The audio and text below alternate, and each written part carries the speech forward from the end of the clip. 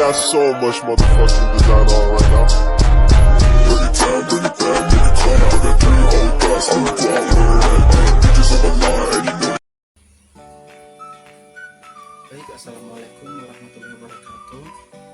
Perkenalkan, nama saya Muhammad Sofyan Husain dari kelas 4B, jurusan Pendidikan Guru Madrasah Ibtidaiyah dengan NIM 2215204. Baik, pada kesempatan kali ini saya akan menjelaskan hasil review materi ketiga dengan mata kuliah evaluasi pembelajaran. Baik, langsung saja kita masuk pada materi pertama, yaitu bagian A, konsep pengukuran, penilaian, dan evaluasi pembelajaran. Bagian pertama, konsep pengukuran. Pengukuran dalam bahasa Inggris dikenal dengan kata measurement, yang diartikan sebagai kegiatan yang dilakukan untuk mengukur sesuatu, yakni membandingkan sesuatu dengan kriteria atau ukuran tertentu, atau proses pemasangan fakta-fakta suatu objek ukur dengan satuan-satuan ukuran tertentu. Bagian kedua itu konsep penilaian. Penilaian dalam bahasa Inggris dikenal dengan kata assessment, yang diartikan penilaian sesuatu atau dapat diartikan sebagai proses menentukan nilai suatu objek. Menurut Cangelosi 1995, penilaian adalah keputusan tentang nilai. Bagian B, tujuan dan fungsi evaluasi pembelajaran. Yang pertama, tujuan evaluasi pembelajaran. Untuk menghimpun bahan-bahan keterangan sebagai bukti mengenai taraf perkembangan atau kemajuan yang dialami siswa setelah mengikuti pembelajaran dalam waktu tertentu.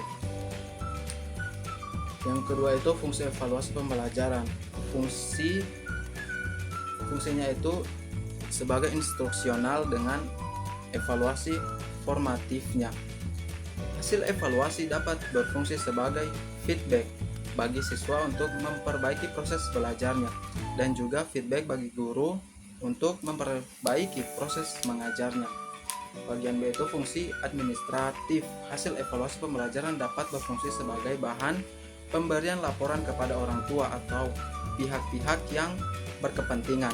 Bagian C, objek evaluasi hasil pembelajaran. Salah satu objek evaluasi hasil pembelajaran adalah siswa sebagai pihak yang menjadi peserta pembelajarannya. Bagian D, prinsip-prinsip evaluasi pembelajaran. Dalam melakukan evaluasi pendidikan, ada beberapa prinsip yang harus diperhatikan sehingga fungsi dan tujuan pelaksanaan evaluasi pendidikan dapat tercapai. Di antara prinsip-prinsip evaluasi pendidikan tersebut adalah yang pertama, objektivitas. Prinsip objektivitas maksudnya bahwa dalam evaluasi pendidikan hasilnya harus didasarkan pada kemampuan siswa secara objektif atau apa adanya. Yang kedua itu komprehensif. Prinsip komprehensif maksudnya bahwa penilaian harus dilakukan secara menyeluruh terhadap seluruh aspek siswa, sehingga objek penilaian bukan hanya terhadap aspek kognitif, tetapi juga aspek efektif dan psikomotorik. Yang ketiga itu transparansi. Prinsip transparansi maksudnya bahwa penilaian harus dilakukan secara terbuka, baik dalam proses penilaiannya maupun dalam penyampaian hasil penilaiannya. Bagian F, alat-alat evaluasi pembelajaran. Yang pertama itu ada tes dan tes objektif. Bagian G, acuan standar penilaian.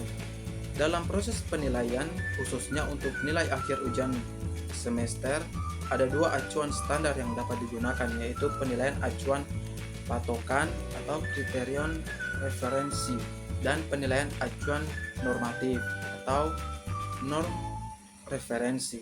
Baik, mungkin hanya itu saja yang bisa saya sampaikan. Lebih dan kurangnya saya mohon maaf. Wabillahi taufiq wal hidayah. Wassalamualaikum warahmatullahi wabarakatuh.